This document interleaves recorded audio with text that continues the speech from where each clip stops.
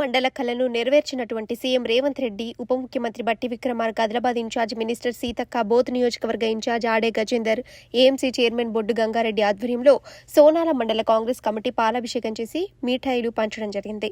ఈ సందర్భంగా TPCC social media జిల్లా కన్వీనర్ రమేష్ బత్తుల మాట్లాడుతూ, నాడు సోనాల మండలం కోసం 80 రోజులు నిరాహార దీక్ష చేసి ప్రతి ఒక్కరు కొట్లాడి సోనాల మండల గెజిట్ను సాధించారని, సోనాల మండల ప్రజల కోరిక మేరకు కార్యాలయాలు ఏర్పాటుకై కృషి చేసిన సీఎం రేవంత్ రెడ్డి, సీతక్క, ఆడే గజేందర్లకు ప్రత్యేక ధన్యవాదాలు తెలుపుతూ ఇది ఏ ఒక్కరి విజయం కాదని సోనాల మండల ప్రజల విజయమని తెలిపారు. గారికి మా యొక్క ఇన్ఛార్జ్ గజేందర్ అన్న గారికి నేడు పాలాభిషేకం చేయడం జరిగింది.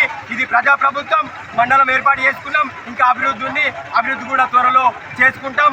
మా ఆకాంక్ష నెరవేర్చిన సీఎం రేవంత్ రెడ్డి గారికి ప్రత్యేక ధన్యవాదాలు తెలియజేస్తున్నాం మా సోనాల మండల కమిటీ ద్వారా.